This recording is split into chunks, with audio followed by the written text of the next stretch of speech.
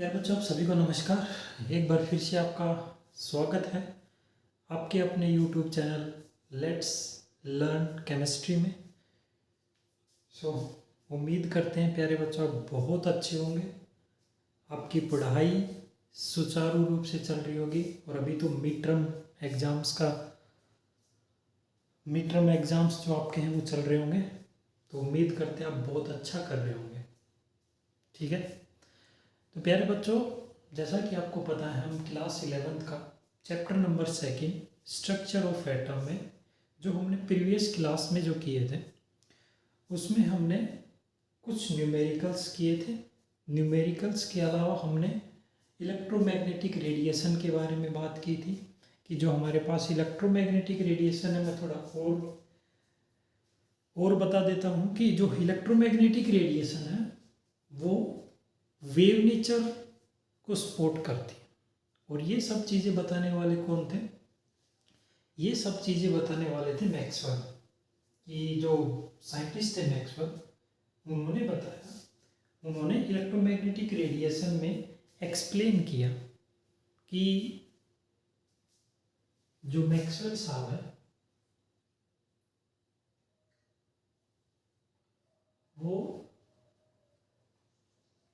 Maxwell supports wave nature of light. Wave nature of light, जो Maxwell साहब थे वो लाइट का जो वेव नेचर है उसको सपोर्ट करते थे।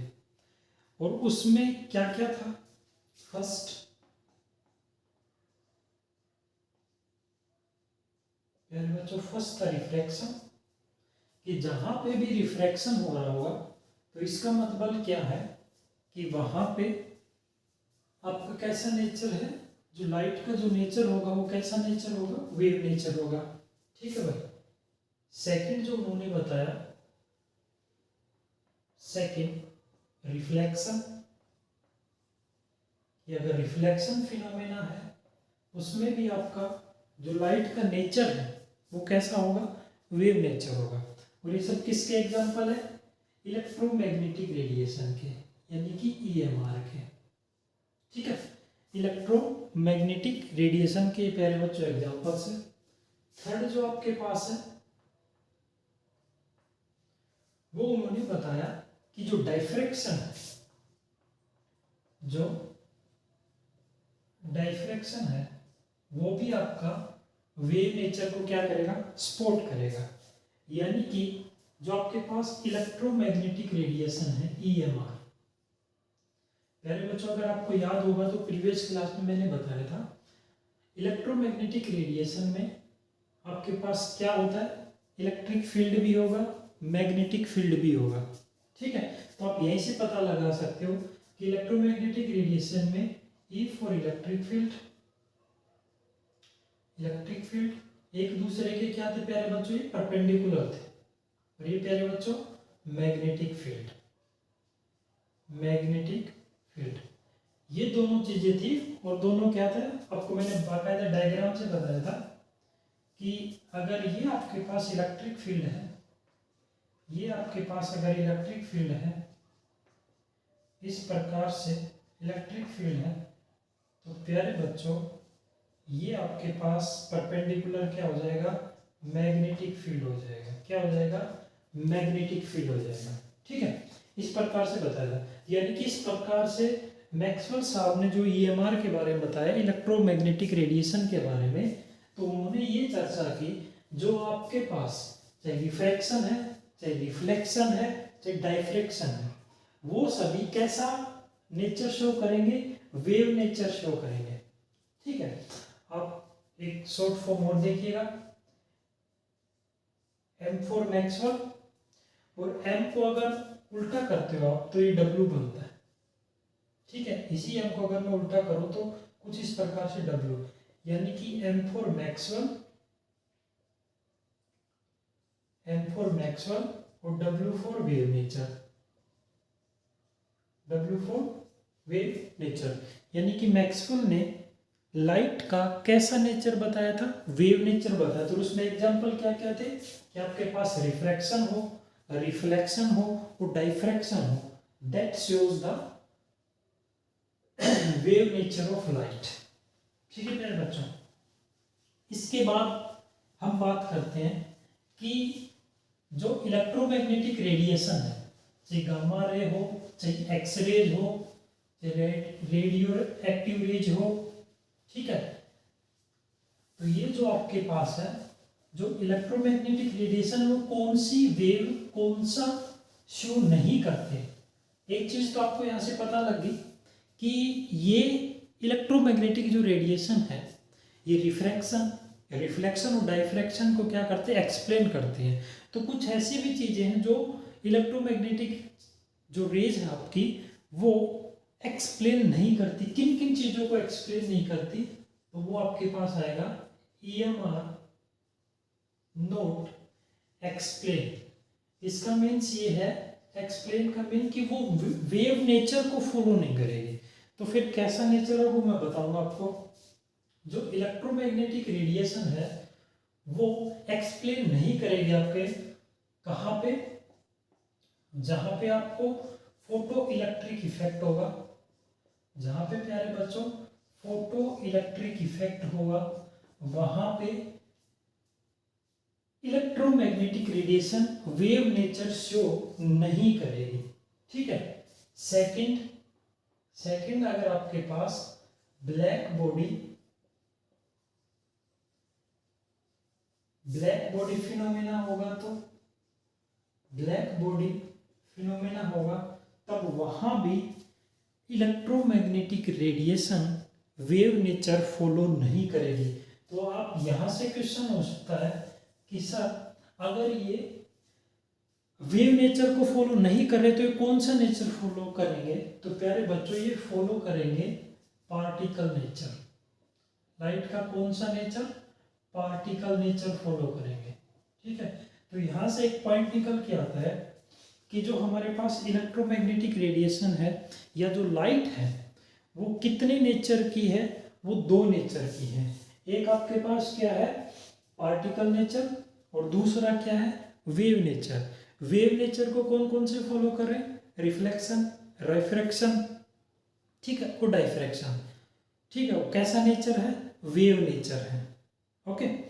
और जो आपके पास पार्टिकल नेचर होगा, पार्टिकल जो नेचर होगा वो इसमें आएंगे फोटो इलेक्ट्रिक इफेक्ट, जो हम आगे नेक्स्ट जो टॉपिक है वो पढ़ेंगे, ब्लैक बॉडी रेडिएशन। और प्यारे बच्चों इसके बारे में बताने वाले, इस सब के बारे में बताने वाले साइंटिस्ट थे प्लैंक्स साइंटिस्ट। क्या नाम है, प्लैंक्स नाम था भाई। ठीक है प्यारे बच्चों, प्लैंक्स। तो उन्होंने अपने नाम से एक थ्योरी दी जिसको कहते हैं प्लैंक्स क्वांटम थ्योरी।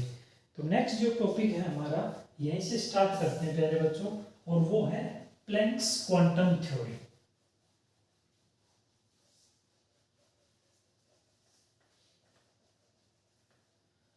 नेक्स्ट जो टॉपिक है वो है हमारा Planck's quantum theory.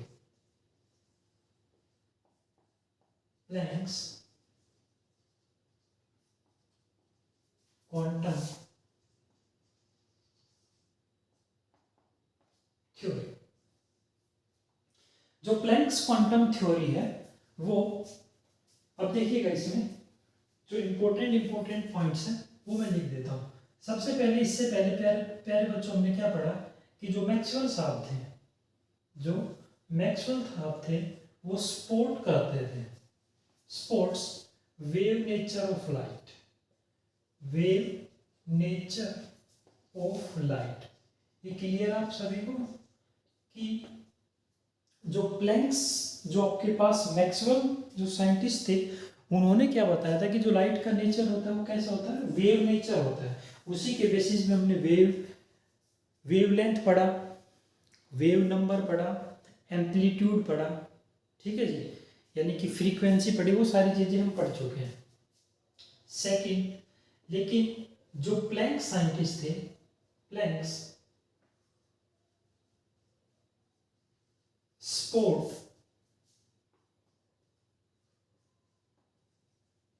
Particle nature of nature of light. जो प्लैंक साहब थे वो पार्टिकल नेचर ऑफ लाइट को फॉलो करते थे। शॉर्ट फॉर्म में मैंने पहले ही बताया, M फॉर मैक्सवेल और W फॉर वेव नेचर, यानी कि जो मैक्सवेल है वो वेव नेचर को फॉलो करते थे और जो प्लैंक साहब थे वो PP मीन्स प्लैंक जो साहब थे वो पार्टिकल नेचर, लाइट के पार्टिकल नेचर को सपोर्ट करते थे। क्लियर है प्यारे बच्चों। इसके बाद नेक्स्ट पॉइंट आता है, अकॉर्डिंग टू प्लैंक्स के अनुसार light energy is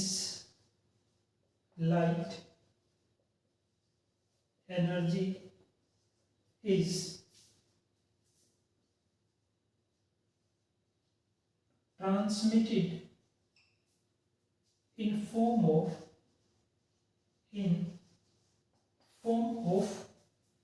small packets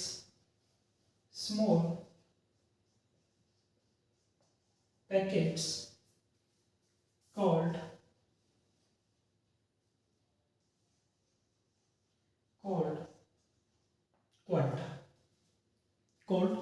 quanta. ठीक है, उन्होंने बताया इसके बाद कि अकॉर्डिंग टू प्लैंक्स साहब के अकॉर्डिंग जो लाइट एनर्जी है, चाहे आपके पास सन की जो रेडिएशन आ रही है वो हो, चाहे आपके पास इलेक्ट्रोमैग्नेटिक रेडिएशन है, is it transmitted in form, वो ट्रांसमिट होती है in form of small packets, छोटे छोटे पैकेट्स के फॉर्म में, that is called known as the quanta. और इसी को क्या बोलते हैं? क्वांटा। और बेटा इन्हीं क्वांटा को आप फोटॉन्स बोलते हैं। फोटॉन्स का मतलब होता है कि जो लाइट आती है हमारे पास, that in the form of the photons के फॉर्म में। अभी समझिएगा फोटॉन्स का मीन्स क्या है। जैसे फॉर एग्जांपल अगर मेरे पास कोई पिस्टल है, ठीक है, उसमें जो आपके पास बुलेट होंगी वो कितनी डलती है? 6 बुलेट्स होंगी। तो जब हम फायर करते हैं तो पिस्टल में एक आपने फायर किया, फिर आपको सेकंड फायर करना पड़ेगा। तो यानी कि जो बुलेट जा रही है, यानी कि दैट मीन्स जब एक बुलेट गई तो वो एक फोटोन है लाइट का, यानी कि एक पैकेट है लाइट का। जब सेकंड जब आपने बुलेट को चलाया तब आपके पास क्या हुआ? वो सेकंड फोटोन है किसका? लाइट का। इसी प्रकार से टोटल कितनी होती है? 6 बुलेट डलती है एक इसमें पिस्टल के अंदर। तो यानी कि 6 फोटोन है वो, ठीक है। वो जो बुलेट है वो एक फोटोन का काम कर रही है। तो टोटल कितनी? 6 फोटोन। ऐसे ही जो इससे अगर बड़ी गन की बात करें, जो एक साथ बहुत ज़्यादा उसमें क्या चलती है, बहुत ज़्यादा गोलियां बाहर निकलती हैं, ठीक है। जैसे मूवीज़ में देखा होगा ना, बहुत सारी मूवीज़ में कि एक बार उसने ट्रिगर दबाया तो बहुत सारी जो बुलेट होती है वो फायर करती है। तो वो भी क्या है बेटा, वो भी आपके पास क्या है, जो एनर्जी है वो कि स्मॉल पैकेट्स में, लेकिन वहाँ पे उनकी स्पीड तेज होने के कारण वो आपको दिखाई नहीं देता कि वो फोटॉन्स के रूप में आ रहे हैं। सिर्फ आप महसूस कर पाओगे कि हाँ गोली चल रही है, ठीक है। वो भी क्या है? पैकेट्स के फॉर्म में। अब यहाँ से क्वेश्चन उठता है कि जो सन की लाइट है वो कैसे आती है? सन की लाइट भी हमारे पास फोटॉन्स के रूप में आती है, यानी कि एक पैकेट गया, दूसरा पैकेट गया फोटॉन का, फिर तीसरा पैकेट गया। लेकिन स्पीड ऑफ लाइट इतनी तेज है, क्योंकि हमें पता है प्यारे बच्चों स्पीड ऑफ लाइट कितनी होती है, या velocity of light, speed of light 3 × 10⁸ metre per second. प्यारे बच्चों ये होती है स्पीड ऑफ लाइट, यानी कि इतनी तेज है वो फोटोन जो है वो हमें दिखाई नहीं दे रहे। इसी रेस्पेक्ट में मैंने आपसे बात की, अगर जो हमारे पास पिस्टल है उसमें तो आपको पता लग जाएगा, आपने एक बार एक गोली चली, फिर दोबारा उसको आपको करना पड़ेगा लोड, फिर दोबारा चलाना पड़ेगा। लेकिन जो बड़ी गन्स होती है AK-47 होती है, इनमें क्या एक बार आप करते हो तो उसके बाद वो कंटिन्यू जो आपके पास क्या है बुलेट्स निकलेंगी कंटिन्यू, लेकिन उनकी स्पीड बहुत तेज होती है। यही फर्क है, वो आपको दिखाई नहीं देते कि वो पैकेट्स के फॉर्म में जा रही है। लेकिन अगर छोटे अगर पिस्टल की बात करें तो आप आसानी से पहचान सकते हो कि वहाँ से आपने एक बार आपने उसको बुलेट को किया तो एक फोटोन गया है, ठीक है। तो ये डिफरेंस तो ध्यान रखिएगा। जो हम प्लैंक कांस्टेंट ने क्या बताया आपके, जो लाइट एनर्जी ट्रांसमिट होती है वो किस फॉर्म में होती है प्यारे बच्चों, स्मॉल पैकेट्स के फॉर्म में होती है। और उस स्मॉल पैकेट्स को क्या कहते हैं, क्वांटा कहते हैं। क्या कहते हैं प्यारे बच्चों, क्वांटा कहते हैं। उन स्मॉल पैकेट्स को क्या कहते हैं प्यारे बच्चों, क्वांटा कहते हैं। ठीक है, ठीक है भाई। तो यानी कि याद रखिएगा, जो हमारे पास लाइट आ रही है, जो सन की जो लाइट है वो किस फॉर्म में है, वो स्मॉल पैकेट्स के फॉर्म में। लेकिन जो स्पीड ऑफ लाइट है वो बहुत तेज है, इसलिए हमें वो पैकेट्स दिखाई नहीं देते। इसलिए हमें वो अपनी नेक्ड आई से वो पैकेट्स दिखाई नहीं देते। ठीक है, और जो दिखाई नहीं देते तब हम उसको पहचान नहीं पाते कि ये पैकेट्स के फॉर्म में। ठीक है जी, यहीं से आप लिख सकते हो, in case of light, in case of light, these quanta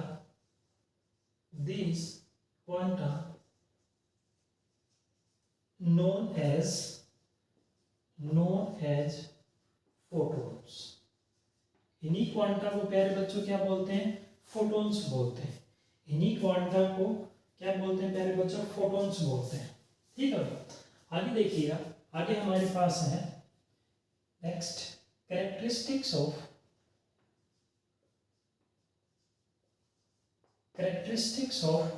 photon. प्यारे बच्चों, फोटोन यानी कि जो लाइट है उसी को फोटोन बोला गया। सिर्फ फर्क इतना है, जो फोटोन है हमारे पास वहाँ पे स्पीड ऑफ लाइट तेज होने की वजह से जो स्मॉल पैकेट है वो हम नेक्ड आई से नहीं देख सकते, इसलिए हमने उसका नाम क्या दे दिया, फोटोन नाम दे दिया। तो जो फर्स्ट पॉइंट है हमारे पास वही जो मैंने लिखा था, जो लाइट है वो क्या करती है, ट्रेवल करती है। लाइट ट्रेवल विद, जो फोटोन है वो प्यारे बच्चों ट्रेवल कर रहे हैं किसके साथ, स्पीड ऑफ लाइट। जितनी स्पीड ऑफ लाइट होती है उसी वो पैकेट फॉर्म उतनी ही तेज है। उन पैकेट्स जो आपके पास स्मॉल पैकेट्स आते हैं उसके उतनी तेज स्पीड है जितनी लाइट की स्पीड है। और हमें पता है प्यारे बच्चों लाइट की स्पीड कितनी है, 3 × 10⁸ मीटर पर सेकेंड। ठीक है भाई, यहाँ क्लियर है। ठीक है, कहाँ पे, इन वैक्यूम में भी। ठीक है जी,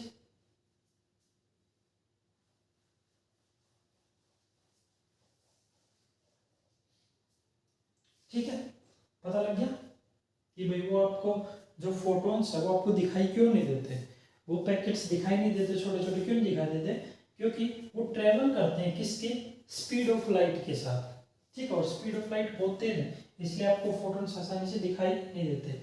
जो मोस्ट इंपॉर्टेंट सेकंड पॉइंट है वो लिखिएगा प्यारे बच्चों, कि जो आपके पास स्पीड एंड वेवलेंथ है, द स्पीड एंड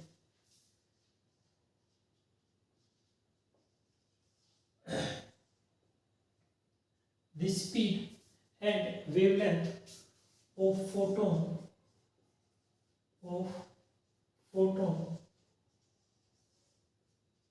change जो आपके पास स्पीड है और वेवलेंथ है फोटोन की प्यारे बच्चों चेंज होगी कहाँ पे, अगर किसी भी मीडियम में, इन ए मीडियम, किसी भी मीडियम में अगर स्पीड और वेवलेंथ फोटोन की चेंज हो रही है तो वहां पे प्यारे बच्चों बट इट्स फ्रीक्वेंसी यानी कि v की बात कर रहा है, फ्रीक्वेंसी की बात कर रहा है। ठीक है, किसकी बात कर रहे हैं प्यारे बच्चों, v की बात कर रहा है कि जो फ्रीक्वेंसी है आपके पास और जो एनर्जी है, frequency and energy remain unchange, कोई फर्क नहीं पड़ेगा। क्या प्यारे बच्चों, रिमेन्स कांस्टेंट भी लिख सकते हो, अनचेंज भी लिख सकते हो, रिमेन्स कांस्टेंट। ठीक है, यानी कि ये कह रहा है कि अगर आप मीडियम को चेंज करते हो तो जो आपके पास स्पीड है और जो वेवलेंथ है फोटोन की वो क्या होगी, चेंज होगी, लेकिन प्यारे बच्चों फ्रीक्वेंसी और एनर्जी वो कांस्टेंट रहेगी। फिर से बता दूं कि ये कह रहा है कि जब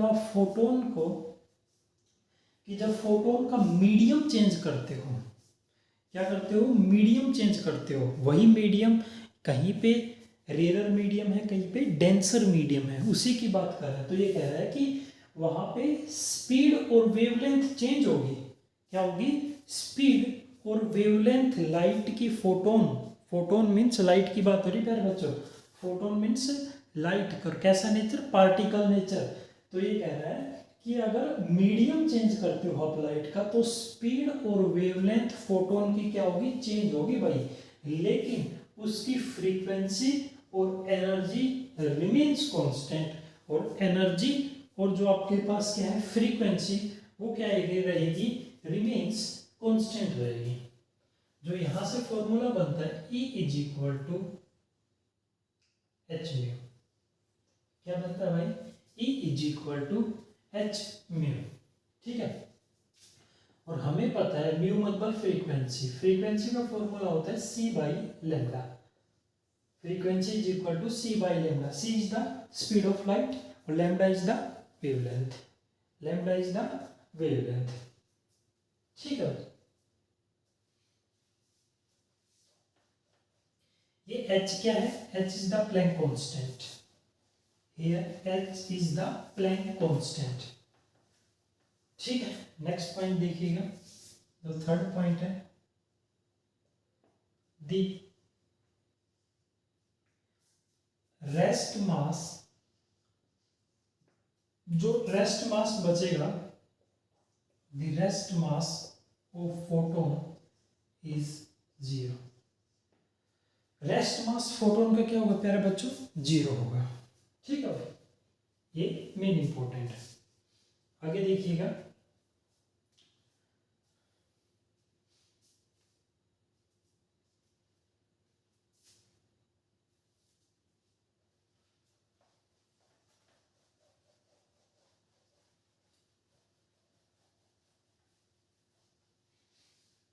नेक्स्ट पॉइंट भाई, करेक्टरिस्टिक्स ऑफ फोटोन ही चल रही है अभी, ठीक।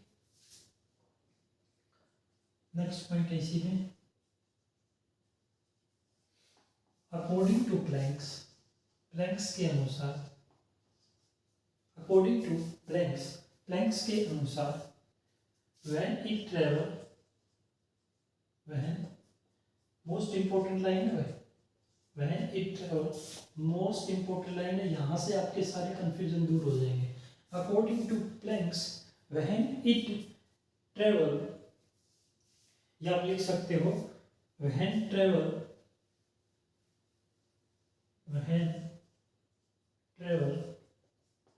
it follows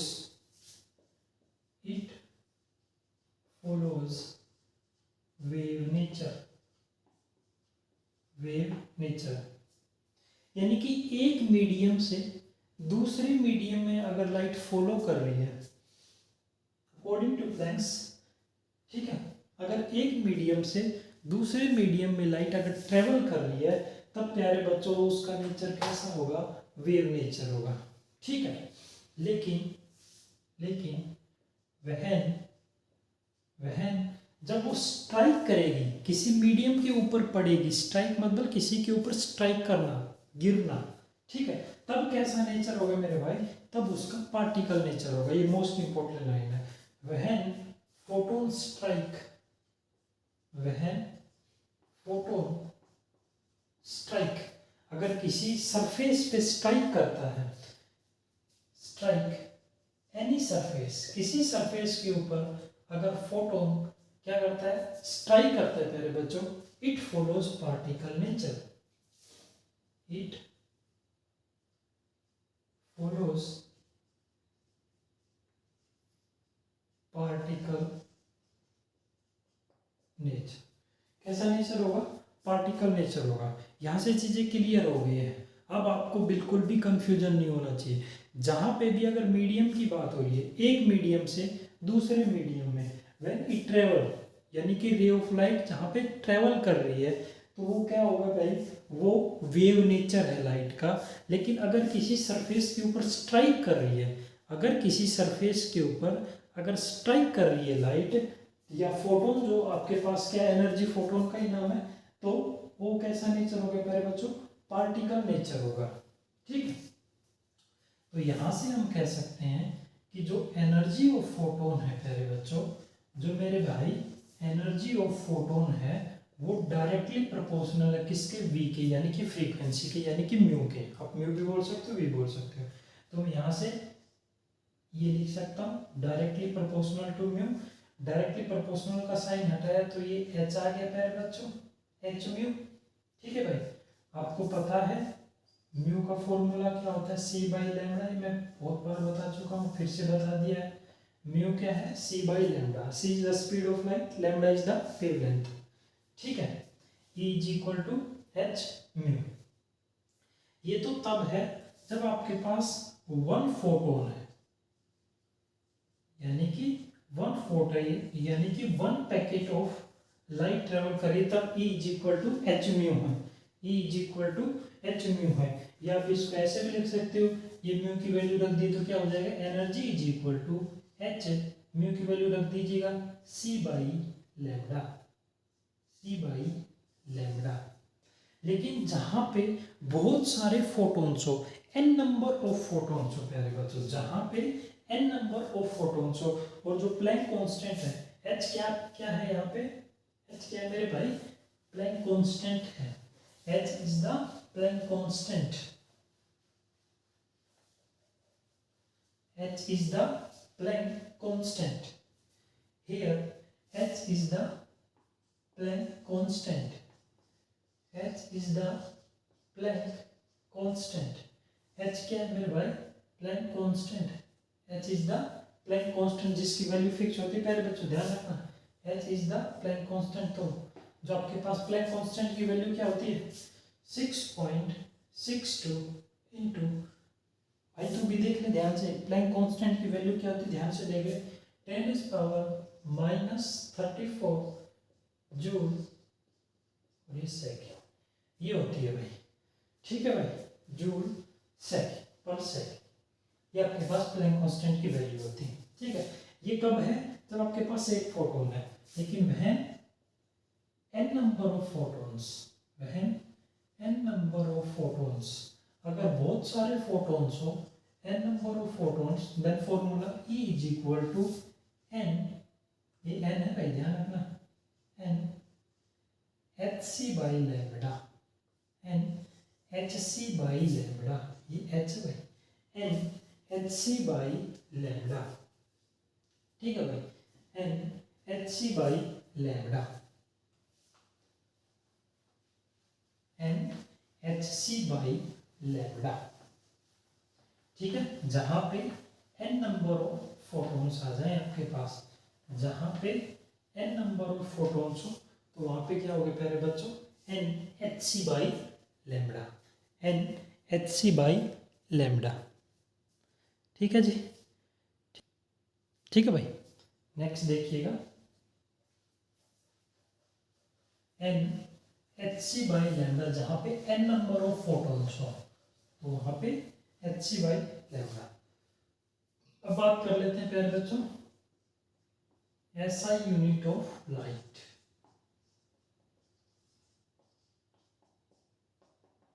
SI unit of light या SI unit of energy, SI unit of energy, light किसका फॉर्म है, एनर्जी की फॉर्म है।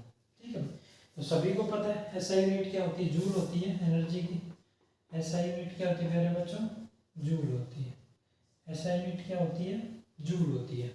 ठीक है, एक और यूनिट होती है, अगर आइदर यूनिट की बात करूँ, एक और यूनिट है मेरे पास, आइदर यूनिट होती है EV, EV electron volt, EV is the electron volt.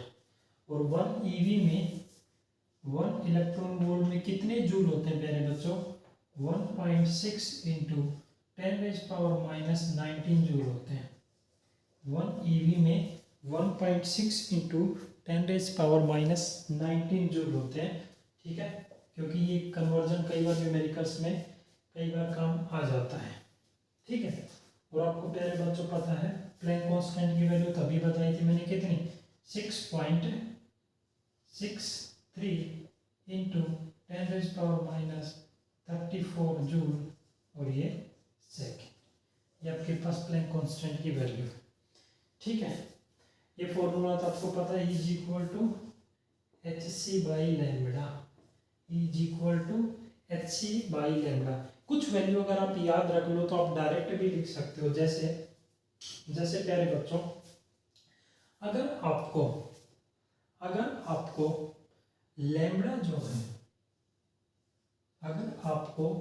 जो लैम्बडा है वो नैनोमीटर में दे रखा हो, इफ लैम्बडा इज nm यानी कि नैनोमीटर में, देखिए लैम्बडा वेवलेंथ है प्यारे बच्चों, h की वैल्यू रखोगे, c की वैल्यू रखोगे, h रहा स्पीड ऑफ लाइट 3 × 10⁸, आपको सोल्व करना पड़ेगा। सीधी वैल्यू याद रख लो कि जहां पे लैम्बडा अगर nm है तो वहां पे आप hc की वैल्यू डायरेक्ट रख सकते हो प्यारे बच्चों। अगर आप याद रख सकते हो तो याद, आप कैलकुलेट कर सकते हो तो कैलकुलेट कर सकते हो, और वो प्यारे बच्चों होगी 1240, कितनी, 1240 eV nanometre, eV nanometre, electron volt nanometre, ठीक है। ऐसे प्यारे बच्चों अगर जो आपके पास लैम्बडा है, अगर आपके पास लैम्बडा है मेरे भाई, वो किस में दे रखा हो, एंगस्ट्रॉम में दे रखा हो, किस में दे रखा हो,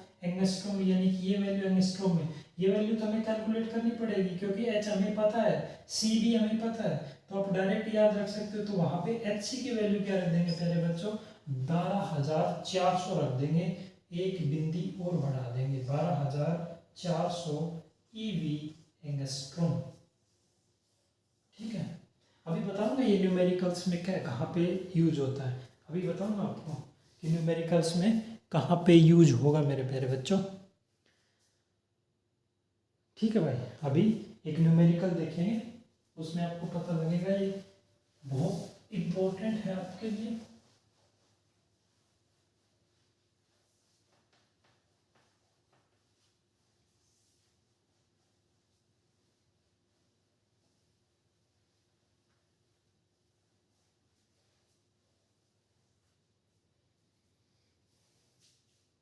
चलिए न्यूमेरिकल आपके पास, न्यूमेरिकल है क्वेश्चन नंबर फर्स्ट, और न्यूमेरिकल कुछ इस प्रकार से, a light source of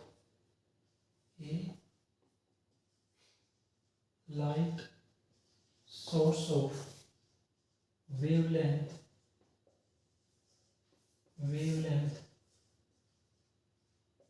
2000 angstrom, यानी कि लैम्बडा की वैल्यू दे रखी है प्यारे बच्चों, कितनी, 2000 angstrom, emits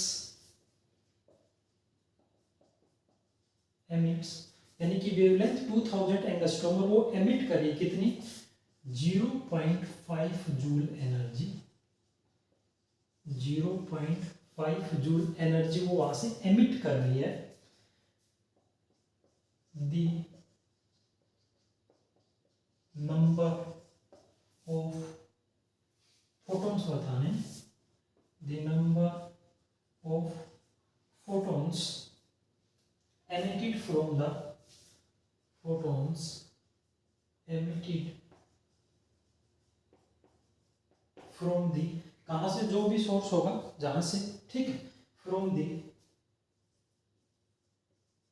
source will be, यानी कि n की वैल्यू बतानी मेरे भाई, क्या बतानी है, n की वैल्यू बतानी है। सभी को पता है क्या क्या दे रखा है, देखिए आसान है, बहुत आसान है प्यारे बच्चों, बहुत आसान है। क्या दे रखा है, एंगस्ट्रॉम, यानी कि प्यारे बच्चों लैम्बडा की वैल्यू दे रखी है कितनी, 2000 एंगस्ट्रॉम, क्लियर है भाई, ठीक है। एनर्जी ई की वैल्यू दे रखी है 0.5 जूल दे रखी है। क्या निकालना है, एन निकालना है, नंबर ऑफ फोटॉन्स, एन निकालना है, क्या, नंबर ऑफ फोटॉन्स। मेरे को फॉर्मूला पता है, जहां पे एन नंबर ऑफ फोटॉन यानी कि बहुत ज्यादा फोटॉन्स हो तो E is equal to energy is equal to N hc by lambda. और अभी बताया सर आपने कि जहां पे जो लैम्बडा है अगर एंगस्ट्रॉम में दे रखा हो तो 12,400 Hg की वैल्यू रख देते हैं। ई की वैल्यू दे रखी है भाई कितनी 0.5 joule is equal to N हमें कैलकुलेट करना ही है। सर ये अभी बताया Hg क्या होगा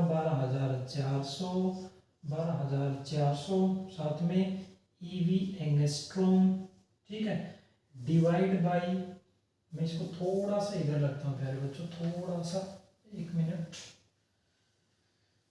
देखिएगा भाई, ये मैं रब कर देता हूँ, ये सारी चीज़ें लिख लेना आप, ठीक है, सीधा फॉर्मूला रख रहे हैं E is equal to N Hc by lambda.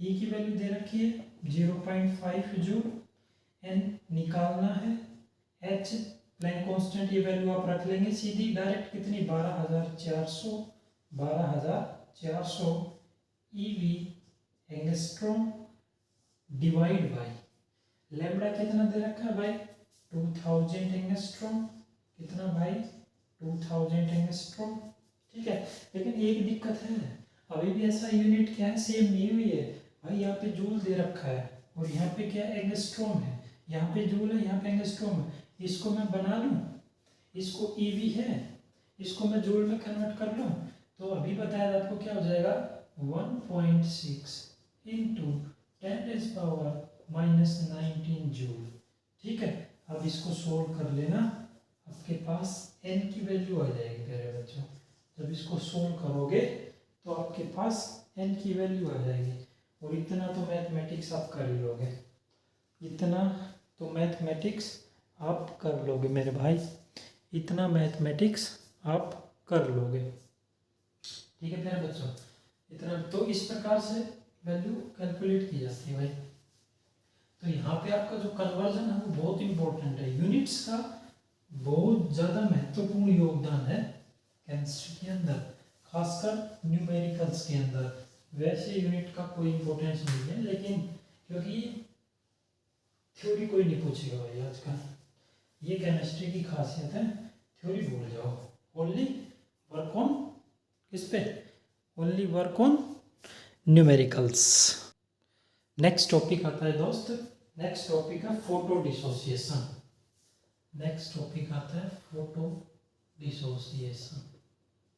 ये कोई करवाता नहीं है भाई, जो भी बड़े बड़े कोचिंग संस्थान है कोई नहीं करवाता ये टॉपिक, हम करवा रहे हैं, बच्चों के साथ कोई खिलवाड़ नहीं है भाई, ठीक है।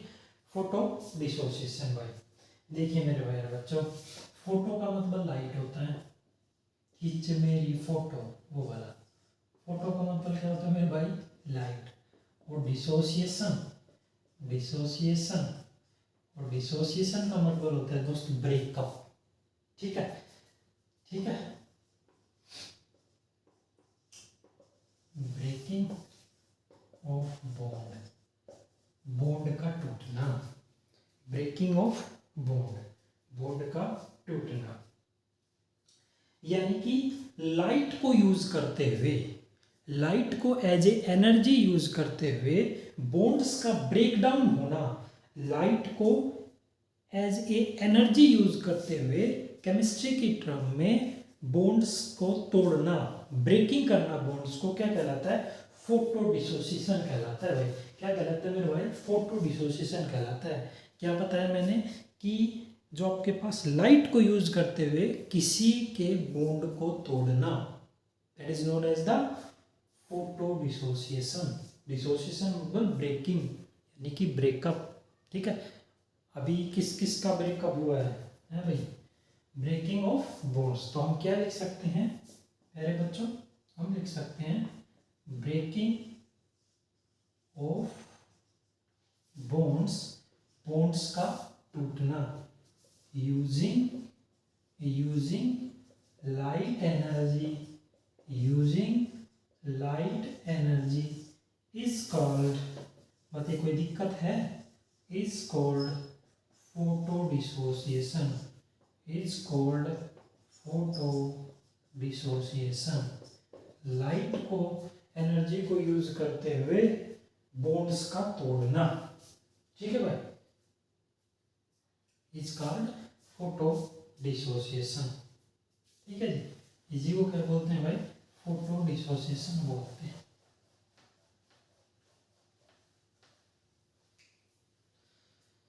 ठीक है भाई, देखिए भाई, अगर मेरे पास 1 मोल की एनर्जी को तोड़ोगे, 1 मोल के बॉन्ड्स हैं, उनको मेरे को तोड़ना है, तो वहाँ पे आपके पास x जूल आपके पास एनर्जी लगेगी। ठीक है, 1 मोल बॉन्ड को तोड़ेगे तो x जूल को एनर्जी लगेगी। तो प्यारे बच्चों, यहाँ पे x जूल एनर्जी तो लगेगी, डिवाइड बाय आपके पास कितना एवोगैड्रो नंबर है, कि जो एवोगैड्रो नंबर होगा उससे क्या कर देंगे दोस्त, डिवाइड कर देंगे। ठीक है, तो हम लिख सकते हैं मेरे भाई हम लिख सकते हैं the energy required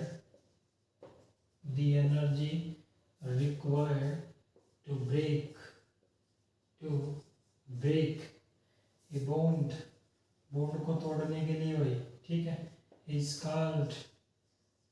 called bond energy is called bond energy. The energy required to break a bond को तोड़ने के लिए जो एनर्जी लिखी उसको बोलते हैं मेरे बच्चों बॉन्ड एनर्जी। ठीक है, तो आज के लिए इतना ही रखते हैं। उम्मीद करते हैं आपको बहुत अच्छे तरीके से समझ में आया होगा। बहुत आसान से आसान तरीके से आपको समझाने की कोशिश की गई है मेरे बच्चों। तो उम्मीद करते हैं आपको बहुत अच्छी तरीके से समझ में आ गया होगा। जैसे हमारे चीफ इलेक्शन जो कमिश्नर है वो कहते हैं कि साझा करना चाहिए क्या, तो हम भी यहाँ से कह सकते हैं कि इतने आसान तरीके से आपको केमिस्ट्री समझाना, ऐसी वीडियोज़ क्या साझा करनी चाहिए क्या। ठीक है मेरे बच्चों, just for fun. Thank you so much, stay connected.